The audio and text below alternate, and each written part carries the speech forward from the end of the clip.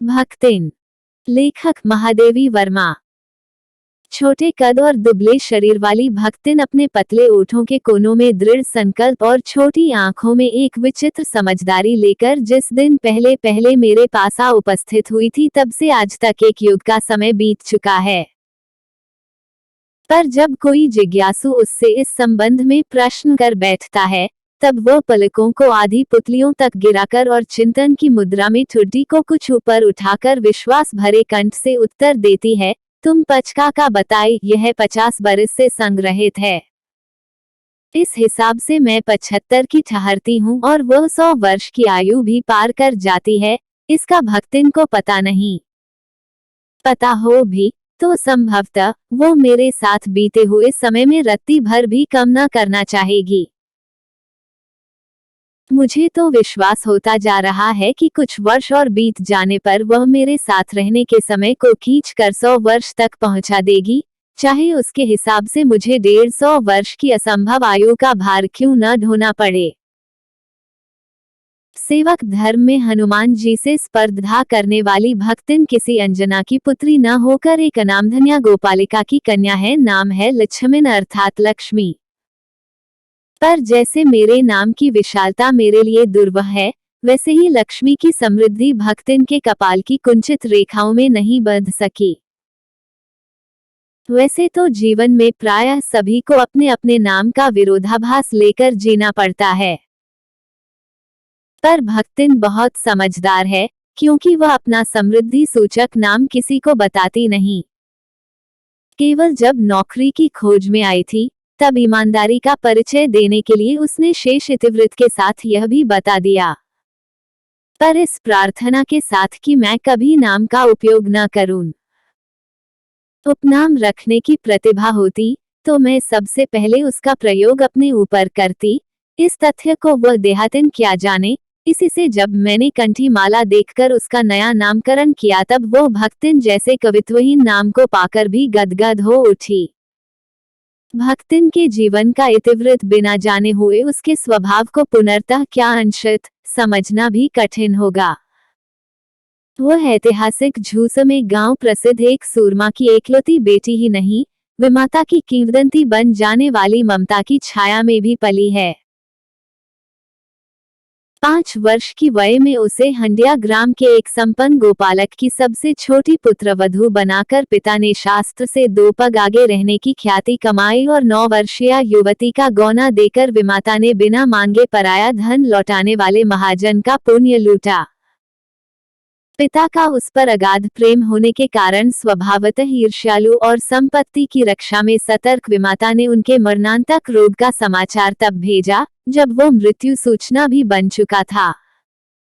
रोने पीटने के अपशकुन से बचने के लिए सास ने भी उसे कुछ न बताया। बहुत दिन से नहर नहीं गई, सो जाकर देखावे, यही कहकर और पहना उड़ाकर सास ने उसे विदा कर दिया। इस अप्रत्याशित अनुग्रह ने उसके पैरों में जो पंख लगा दिए थे, वे गांव की सीमा में पहुंचते ही झड़ गए। हाय लक्ष्मण अबाई की अस्पष्ट पुनरावृत्तियां और स्पष्ट सहानुभूतिपूर्ण दृष्टियां उसे घर तक ठेल ले गईं। पर वहां न पिता का चिन्ह शेष था, न विमाता के व्यवहार में शिष्टाचार का लेश था। दुख से शिथिल और अपमान से जलती हुई वो उस घर में पानी भी बिना पिए उल्टे पैरों ससुराल लौट पड़ी। सास को खरी खोटी सुनाकर उसने विमाता पर आया हुआ क्रोध शांत किया और पति के ऊपर गहने फेंक फेंक कर उसने पिता के चिर विछोह की मर्मव्यथा व्यक्त की। जीवन के दूसरे परिच्छेद में भी सुख की अपेक्षा दुख ही अधिक है। जब उसने गेहुए रंग और बटिया जैसे मुख वाली पहली कन्या के 2 संस्करण और कर डाले, तब सास और जिठानियों ने ओठ बिचकाकर उपेक्षा प्रकट की।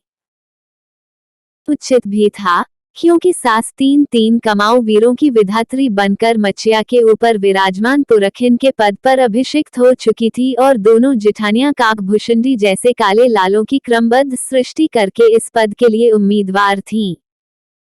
छोटी बहू की लीक छोड़कर चलने के कारण उसे दंड मिलना आवश्यक हो गया। जिठानियां बैठकर लोक चर्चा करती और उनके कलूटे लड़के धूल उड़ाते। वह मट्ठा फेरती, कूटती, पीसती, रंधती और उसकी नन्ही लड़कियां गोबर उठाती, कंडे पाथती। जिठानियां अपने भात पर सफेद राब रखकर गाढ़ा दूध डालती और अपने लड़कों को औटते हुए दूध पर से मलाई उतार कर खिलाती। वो काले गुड़ की डली के साथ कठौती में मट्ठा पाती और उसकी लड़कियां चने बाजरे की घुघरी चबाती। इस दंड विधान के भीतर कोई ऐसी धारा नहीं थी जिसके अनुसार खोटे सिक्कों की टकसाल जैसी पत्नी से पति को विरक्त किया जा सकता। सारी चुगली चबाई की परिणति उसके पत्नी प्रेम को बढ़ाकर ही होती थी। जिठानियां बात बात पर धमाधम पीटी कूटी जाती, पर उसके पति ने उसे कभी उंगली भी नहीं छुआई। वो बड़े बाप की बड़ी बात वाली बेटी को पहचानता था। इसके अतिरिक्त परिश्रमी, तेजस्विनी और पति के प्रति रोम रोम से सच्ची पत्नी को वह चाहता भी बहुत रहा होगा, क्योंकि उसके प्रेम के बल पर ही पत्नी ने अलगौझा करके सबको अंगूठा दिखा दिया। काम वही करती थी, इसलिए गाय भैंस, खेत खलिहान, अमराई के पेड़ आदि के संबंध में उसी का ज्ञान बहुत बड़ा चढ़ा था। उसने छांट छांट कर, ऊपर से असंतोष की मुद्रा के साथ और भीतर से पुलकित होते हुए जो कुछ लिया, वो सबसे अच्छा भी रहा। साथ ही परिश्रमी दंपति के निरंतर प्रयास से उसका सोना बन जाना भी स्वाभाविक हो गया। धूमधाम से बड़ी लड़की का विवाह करने के उपरांत पति ने घरौंदे से खेलती हुई 2 कन्याओं और कच्ची गृहस्थी का भार 29 वर्ष की पत्नी पर छोड़कर संसार से विदा ली। जब वो मरा तब उसकी अवस्था 36 वर्ष से कुछ ही अधिक रही होगी, पर पत्नी आज उसे बुढ़ू कहकर स्मरण करती है। भक्तिन सोचती है कि जब वो बूढ़ी हो गई तब क्या परमात्मा के यहाँ वे भी न बुढ़ा गए होंगे, अतः उन्हें बुढ़ू न कहना उनका घोर अपमान है। हाँ, तो भक्तिन के हरे भरे खेत, मोटी ताजी गाय भैंस और फलों से लदे पेड़ देखकर जेठ जेठौतों के मुंह में पानी भर आना ही स्वाभाविक था। इन सब की प्राप्ति तो तभी संभव थी जब भैयहू दूसरा घर कर लेती, पर जन्म से खोटी भक्तिन इनके चकमे में आई ही नहीं। उसने क्रोध से पांव पटक पटक कर आंगन को कंपायमान करते हुए कहा, हम कुकुरी बिलारी न होया, हमार मन पुसाई तो हम दूसरा के जाब नाही त तुम्हार पचे की छाती पे होरहा भूंजब और राज करब, समुझे रहो। उसने ससुर, अजया ससुर और जाने के पीढ़ियों के ससुरगणों की उपाजित जगह जमीन में से सुई की नोक बराबर भी देने की उदारता नहीं दिखाई।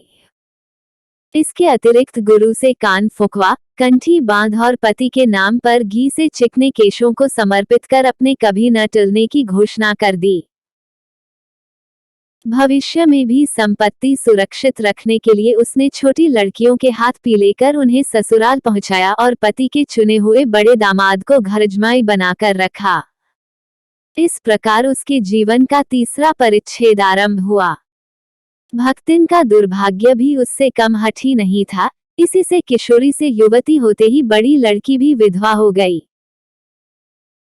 भैयहू से पार न पा सकने वाले जेठों और काकी को परास्त करने के लिए कटिबद्ध जेठौतों ने आशा की एक किरण देख पाई। विधवा बहन के गठबंधन के लिए बड़ा जेठौत अपने तीतर लड़ाने वाले साले को बुला लाया, क्योंकि उसका हो जाने पर सब कुछ उन्हीं के अधिकार में रहता। भक्तिन की लड़की भी मां से कम समझदार नहीं थी, इसी से उसने वर को नापसंद कर दिया। बाहर के बहनोई का आना चचेरे भाइयों के लिए सुविधाजनक नहीं था, अतः यह प्रस्ताव जहां का तहां रह गया।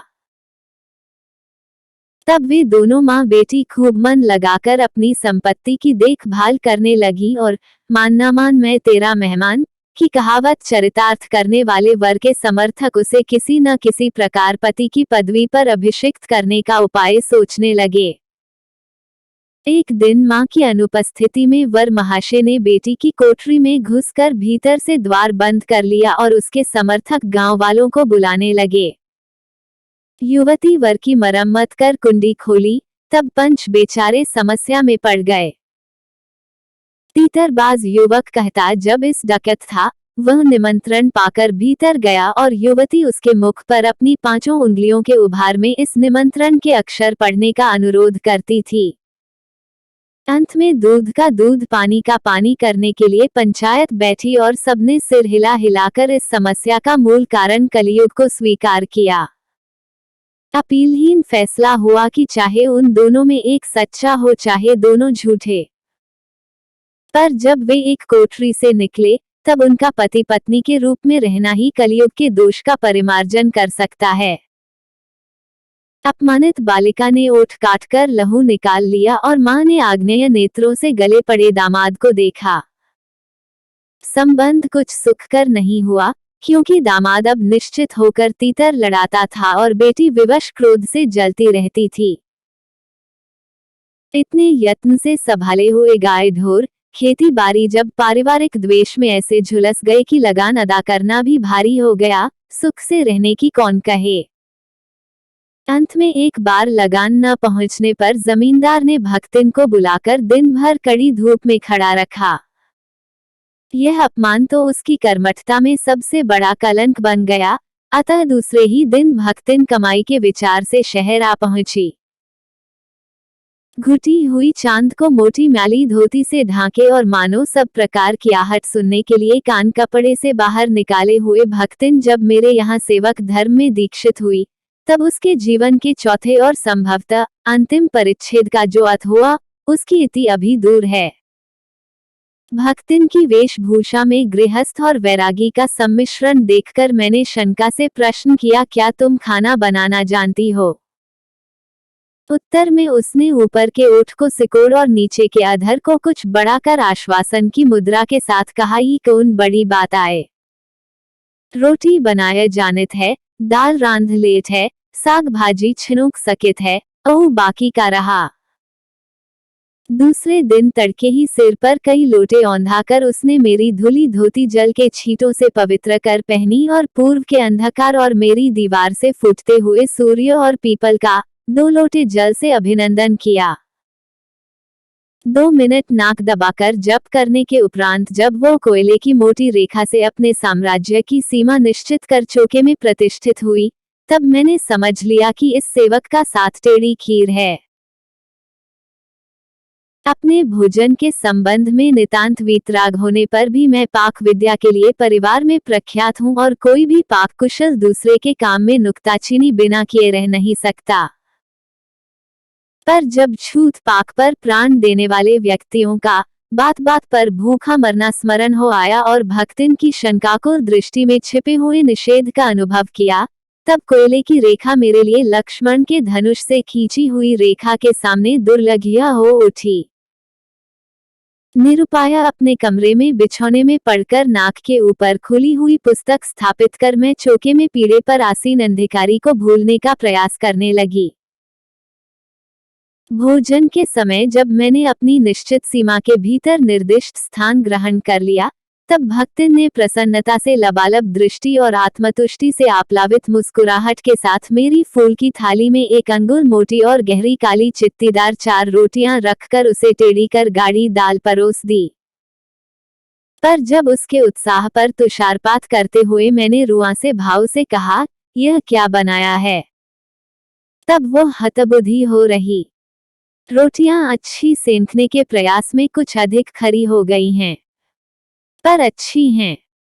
तरकारियां थीं, पर जब दाल बनी तब उनका क्या काम, शाम को दाल न बनाकर तरकारी बना दी जाएगी। दूध घी मुझे अच्छा नहीं लगता, नहीं तो सब ठीक हो जाता। अब न हो तो अमचूर और लाल मिर्च की चटनी पीस ली जावे। उससे भी काम न चले तो वह गांव से लाई हुई गठरी में से थोड़ा सा गुड़ दे देगी। और शहर के लोग क्या कलाबत तो खाते हैं, फिर वो कुछ नाड़ेन या फोहड़ नहीं। उसके ससुर, पितिया ससुर, अजिया सास आदि ने उसकी पाक कुशलता के लिए न जाने कितने मौखिक प्रमाण पत्र दे डाले हैं। भक्तिन के इस सारगर्भित लेक्चर का प्रभाव यह हुआ कि मैं मीठे से विरक्ति के कारण बिना गुड़ के और घी से अरुचि के कारण रूखी दाल से एक मोटी रोटी खाकर बहुत ठाठ से यूनिवर्सिटी पहुंची और न्याय सूत्र पढ़ते पढ़ते शहर और देहात के जीवन के इस अंतर पर विचार करती रही। अलग भोजन की व्यवस्था करनी पड़ी थी अपने गिरते हुए स्वास्थ्य और परिवार वालों की चिंता निवारण के लिए, पर प्रबंध ऐसा हो गया कि उपचार का प्रश्न ही खो गया। इस देहाती वृद्धा ने जीवन की सरलता के प्रति मुझे इतना जागृत कर दिया था कि मैं अपनी असुविधाएं छिपाने लगी, सुविधाओं की चिंता करना तो दूर की बात। इसके अतिरिक्त भक्तिन का स्वभाव ही ऐसा बन चुका है कि वो दूसरों को अपने मन के अनुसार बना लेना चाहती है, पर अपने संबंध में किसी प्रकार के परिवर्तन की कल्पना तक उसके लिए संभव नहीं। इसी से आज मैं अधिक देहाती हूँ, पर उसे शहर की हवा नहीं लग पाई। मकई का रात को बना दलिया सवेरे मट्टे से सोंधा लगता है। बाजरे के तिल लगाकर बनाए हुए पोहे गरम कम अच्छे लगते हैं। ज्वार के भुने हुए भुट्टे के हरे दानों की खिचड़ी स्वादिष्ट होती है। सफेद महुए की लपसी संसार भर के हलवे को लजा सकती है। आदि वह मुझे क्रियात्मक रूप से सिखाती रहती है। पर यहाँ का रसगुल्ला तक भक्तिन के पोपले मुंह में प्रवेश करने का सौभाग्य नहीं प्राप्त कर सका। मेरे रात दिन नाराज होने पर भी उसने साफ धोती पहनना नहीं सीखा, पर मेरे स्वयं धोकर फैलाए हुए कपड़ों को भी वह तय करने के बहाने सिलवटों से भर देती है। मुझे उसने अपनी भाषा की अनेक दंतकथाएं कंठस्थ करा दी हैं, पर पुकारने पर वह आए के स्थान में जी कहने का शिष्टाचार भी नहीं सीख सकती। भक्तिन अच्छी है, यह कहना कठिन होगा, क्योंकि उसमें दुर्गुणों का अभाव नहीं। वह सत्यवादी हरिश्चंद्र नहीं बन सकती, पर नरो व कुंजरो वा कहने में भी विश्वास नहीं करती। मेरे इधर उधर पड़े पैसे रुपये भंडार घर की किसी मटकी में कैसे अंतर्हित हो जाते हैं, यह रहस्य भी भक्तिन जानती है। पर उस संबंध में किसी के संकेत करते ही वो उसे शास्त्रार्थ के लिए चुनौती दे डालती हैं, जिसको स्वीकार कर लेना किसी तर्क शिरोमणि के लिए संभव नहीं। यह उसका अपना घर ठहरा, पैसा रुपया जो इधर उधर पड़ा देखा संभाल कर रख लिया। यह क्या चोरी है? उसके जीवन का परम कर्तव्य मुझे प्रसन्न रखना है। जिस बात से मुझे क्रोध आ सकता है, उसे बदलकर इधर उधर करके बताना क्या झूठ है। इतनी चोरी और इतना झूठ तो धर्मराज महाराज में भी होगा, नहीं तो वे भगवान जी को कैसे प्रसन्न रख सकते और संसार को कैसे चला सकते। शास्त्र का प्रश्न भी भक्तिन अपनी सुविधा के अनुसार सुलझा लेती है। मुझे स्त्रियों का सिर घुटाना अच्छा नहीं लगता, अतः मैंने भक्तिन को रोका। उसने अकुठित भाव से उत्तर दिया कि शास्त्र में लिखा है। कुतूहलवश मैं पूछ ही बैठी, क्या लिखा है? तुरंत उत्तर मिला, तीरथ गए मुंडाए सिद्ध। कौन से शास्त्र का यह रहस्यमय सूत्र है, यह जान लेना मेरे लिए संभव ही नहीं था। अतः मैं हारकर मौन हो रही और भक्तिन का चूड़ाकर्म हर बृहस्पतिवार को एक दरिद्र नापित के गंगाजल से धुले उस्तरे द्वारा यथाविधि निष्पन्न होता रहा। पर वह मूर्ख है या विद्या बुद्धि का महत्व नहीं जानती, यह कहना असत्य कहना है। अपने विद्या के अभाव को वो मेरी पढ़ाई लिखाई पर अभिमान करके भर लेती है। एक बार जब मैंने सब काम करने वालों से अंगूठे के निशान के स्थान में हस्ताक्षर लेने का नियम बनाया, तब भक्तिन बड़े कष्ट में पड़ गई, क्योंकि एक तो उससे पढ़ने की मुसीबत नहीं उठाई जा सकती थी, दूसरे सब गाड़ीवान दाइयों के साथ बैठकर पढ़ना उसकी वयोवृद्धता का अपमान था। अतः उसने कहना आरंभ किया, हमारे मलकिन तो रात दिन कितबियन माँ गड़ी रहती हैं। अब हमहू पढ़े लागब तो घर गिरस्ती कौन देखी सुनी। पढ़ाने वाले और पढ़ने वाले दोनों पर इस तर्क का ऐसा प्रभाव पड़ा कि भक्तिन इंस्पेक्टर के समान क्लास में घूम घूम कर किसी के आई की बनावट, किसी के हाथ की मंथरता, किसी की बुद्धि की मंदता पर टीका टिप्पणी करने का अधिकार पा गई। उसे तो अंगूठा निशानी देकर वेतन लेना नहीं होता, इसी से बिना पढ़े ही वो पढ़ने वालों की गुरु बन बैठी। वो अपने तर्क ही नहीं, तर्कहीनता के लिए भी प्रमाण खोज लेने में पटु है। अपने आप को महत्व देने के लिए ही वो अपनी मालकिन को असाधारणता देना चाहती है, पर इसके लिए भी प्रमाण की खोज ढूंढ आवश्यक हो उठती है। जब एक बार मैं उत्तर पुस्तकों और चित्रों को लेकर व्यस्त थी, तब भक्तिन सबसे कहती घूमी, ऊ बिचर्यो तो रात दिन काम माँ झुकी रहती हैं, ओ तुम पचे घूमती फिरती हो, चलो तनिक हाथ बटाया लेऊ। सब जानते थे कि ऐसे कामों में हाथ नहीं बटाया जा सकता, अतः उन्होंने अपनी असमर्थता प्रकट कर भक्तिन से पिंड छुड़ाया। बस इसी प्रमाण के आधार पर उसकी सब अतिशयोक्तियां अमरबेल सी फैलने लगी। उसकी मालकिन जैसा काम कोई जानता ही नहीं, इसी से तो बुलाने पर भी कोई हाथ बटाने की हिम्मत नहीं करता। पर वह स्वयं कोई सहायता नहीं दे सकती, इसे मानना अपनी हीनता स्वीकार करना है। इसी से वह द्वार पर बैठकर बार बार कुछ काम बताने का आग्रह करती है। कभी उत्तर पुस्तकों को बांधकर, कभी अधूरे चित्र को कोने में रखकर, कभी रंग की प्याली धोकर और कभी चटाई को आंचल से झाड़कर वह जैसी सहायता पहुंचाती है, उससे भक्तिन का अन्य व्यक्तियों से अधिक बुद्धिमान होना प्रमाणित हो जाता है। वह जानती है कि जब दूसरे मेरा हाथ बटाने की कल्पना तक नहीं कर सकते, तब वह सहायता की इच्छा को क्रियात्मक रूप देती है। इसी से मेरी किसी पुस्तक के प्रकाशित होने पर उसके मुख पर प्रसन्नता की आभा वैसे ही उद्भासित हो उठती है जैसे स्विच दबाने से बल्ब में छिपा आलोक। वह सुने में उसे बार बार छूकर आंखों के निकट ले जाकर और सब ओर घुमा फिराकर मानो अपनी सहायता का अंश खोजती है, और उसकी दृष्टि में व्यक्त आत्मघोष कहता है कि उसे निराश नहीं होना पड़ता। यह स्वाभाविक भी है। किसी चित्र को पूरा करने में व्यस्त मैं जब बार बार कहने पर भी भोजन के लिए नहीं उठती, तब वो कभी दही का शरबत, कभी तुलसी की चाय वहीं देकर भूख का कष्ट नहीं सहने देती। दिन भर के कार्य भार से छुट्टी पाकर जब मैं कोई लेख समाप्त करने या भाव को छंदबद्ध करने बैठती हूँ, तब छात्रावास की रोशनी बुझ चुकती है। मेरी हिरनी सोना तख्त के पैताने फर्श पर बैठकर पागुर करना बंद कर देती है। कुत्ता बसंत छोटी मच्छिया पर पंजों में मुख रखकर आंखें मूंद लेता है और बिल्ली गोधूली मेरे तकिए पर सिकुड़कर सो रहती है।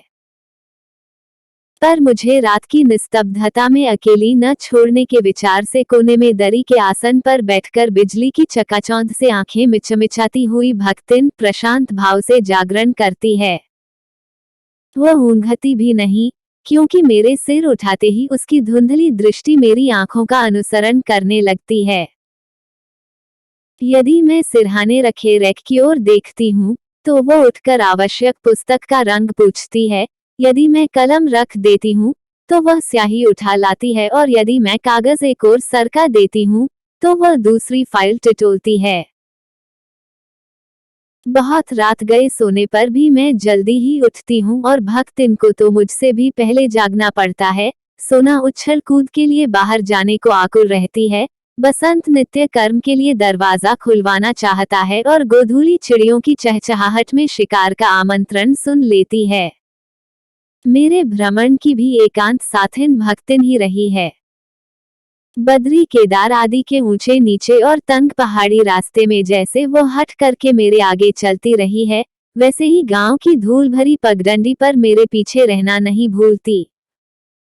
किसी भी समय कहीं भी जाने के लिए प्रस्तुत होते ही मैं भक्तिन को छाया के समान साथ पाती हूँ।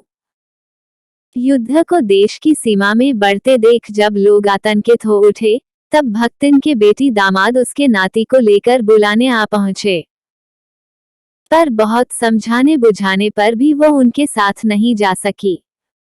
सबको वह देख आती है, रुपया भेज देती है, पर उनके साथ रहने के लिए मेरा साथ छोड़ना आवश्यक है, जो संभवतः भक्तिन को जीवन के अंत तक स्वीकार न होगा। जब गत वर्ष युद्ध के भूत ने वीरता के स्थान में पलायन वृत्ति जगा दी थी, तब भक्तिन पहली ही बार सेवक की विनीत मुद्रा के साथ मुझसे गांव चलने का अनुरोध करने आई। वह लकड़ी रखने के मचान पर अपनी नई धोती बिछाकर मेरे कपड़े रख देगी, दीवार में किले गाड़कर और उन पर तख्ते रखकर मेरी किताबें सजा देगी, धान के पुआल का गोदरा बनवाकर और उस पर अपना कंबल बिछाकर वह मेरे सोने का प्रबंध करेगी। मेरे रंग, स्याही आदि को नई हंडियों में संजोकर रख देगी और कागज पत्रों को छीके में यथाविधि एकत्र कर देगी। मेरे पास वहां जाकर रहने के लिए रुपया नहीं है, यह मैंने भक्तिन के प्रस्ताव को अवकाश न देने के लिए कहा था, पर उसके परिणाम ने मुझे विस्मित कर दिया। भक्तिन ने परम रहस्य का उद्घाटन करने की मुद्रा बनाकर और पोपला मुंह मेरे कान के पास लाकर हौले हौले बताया कि उसके पास 5 बीसी और 5 रुपया गड़ा रखा है, उसी से वह सब प्रबंध कर लेगी। फिर लड़ाई तो कुछ रौती खाकर आई नहीं है। जब सब ठीक हो जाएगा तब यहीं लौट आएंगे। भक्तिन की कंजूसी के प्राण पूंजीभूत होते होते पर्वताकार बन चुके थे, परंतु इस उदारता के डायनामाइट ने क्षण भर में उन्हें उड़ा दिया। इतने थोड़े रुपये का कोई महत्व नहीं, परंतु रुपये के प्रति भक्तिन का अनुराग इतना प्रख्यात हो चुका है कि मेरे लिए उसका परित्याग मेरे महत्व की सीमा तक पहुंचा देता है। भक्तिन और मेरे बीच में सेवक स्वामी का संबंध है, यह कहना कठिन है, क्योंकि ऐसा कोई स्वामी नहीं हो सकता जो इच्छा होने पर भी सेवक को अपनी सेवा से हटा न सके, और ऐसा कोई सेवक भी नहीं सुना गया जो स्वामी के चले जाने का आदेश पाकर अवज्ञा से हंस दे। भक्तिन को नौकर कहना उतना ही असंगत है जितना अपने घर में बारी बारी से आने जाने वाले अंधेरे उजाले और आंगन में फूलने वाले गुलाब और आम को सेवक मानना। वे जिस प्रकार एक अस्तित्व रखते हैं जिसे सार्थकता देने के लिए ही हमें सुख दुख देते हैं, उसी प्रकार भक्तिन का स्वतंत्र व्यक्तित्व अपने विकास के परिचय के लिए ही मेरे जीवन को घेरे हुए है। परिवार और परिस्थितियों के कारण स्वभाव में जो विषमताएं उत्पन्न गई हैं, उनके भीतर से एक स्नेह और सहानुभूति की आभा फूटती रहती है। इसी से उसके संपर्क में आने वाले व्यक्ति उसमें जीवन की सहज मार्मिकता ही पाते हैं। छात्रावास की बालिकाओं में से कोई अपनी चाय बनवाने के लिए देहली पर बैठी रहती है, कोई बाहर खड़ी मेरे लिए बने नाश्ते को चखकर उसके स्वाद की विवेचना करती रहती है। मेरे बाहर निकलते ही सब चिड़ियों के समान उड़ जाती हैं और भीतर आते ही यथास्थान विराजमान हो जाती हैं। इन्हें आने में रुकावट न हो, संभवतः इसी से भक्तिन अपना 2 जून का भोजन सवेरे ही बनाकर ऊपर के आले में रख देती है और खाते समय चौके का एक कोना धोकर पाक छत के सनातन नियम से समझौता कर लेती है। मेरे परिचितों और साहित्यिक बंधुओं से भी भक्तिन विशेष परिचित है, पर उनके प्रति भक्तिन के सम्मान की मात्रा मेरे प्रति उनके सम्मान की मात्रा पर निर्भर है, और सद्भाव उनके प्रति मेरे सद्भाव से निश्चित होता है। इस संबंध में भक्तिन की सहजबुद्धि विस्मित कर देने वाली है। वो किसी को आकार प्रकार और वेशभूषा से स्मरण करती है और किसी को नाम के अपभ्रंश द्वारा। कवि और कविता के संबंध में उसका ज्ञान बड़ा है, पर आदर भाव नहीं। किसी के लंबे बाल और अस्त व्यस्त वेशभूषा देखकर वह कह उठती है, कवहु कवित लिखे जानत हैं, और तुरंत ही उसकी अवज्ञा प्रकट हो जाती है। तब वो कुछों करे हैं धरे हैं ना, बस गली गली गाउत बजाउत फिरे हैं। पर सबका दुख उसे प्रभावित कर सकता है।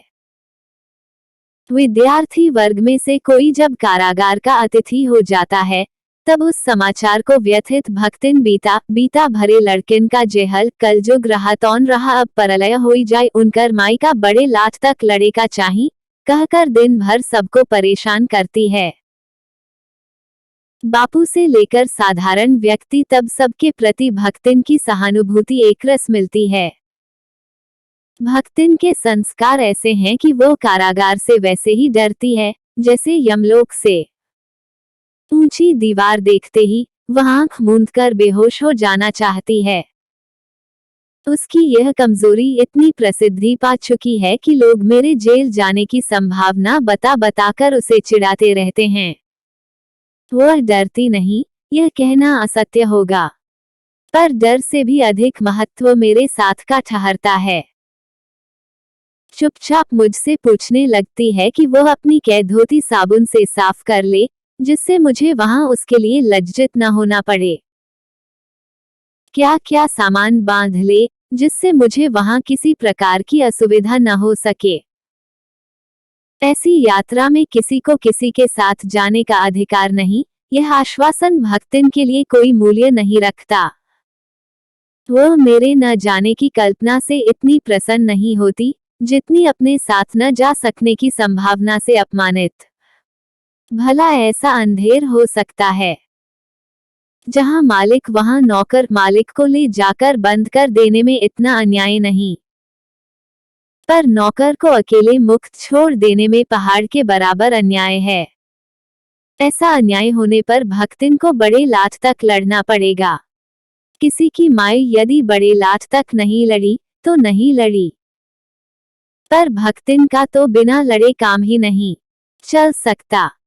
ऐसे विषम प्रतिद्वंद्वियों की स्थिति कल्पना में भी दुर्लभ है। मैं प्रायः सोचती हूँ कि जब ऐसा बुलावा आ पहुँचेगा, जिसमें न धोती साफ करने का अवकाश रहेगा, न सामान बांधने का, न भक्तिन को रुकने का अधिकार होगा, न मुझे रोकने का, तब चिर विदा के अंतिम क्षणों में यह देहातिन वृद्धा क्या करेगी और मैं क्या करूंगी। भक्तिन की कहानी अधूरी है, पर उसे खोकर मैं इसे पूरी नहीं करना चाहती। Thank you folded hands.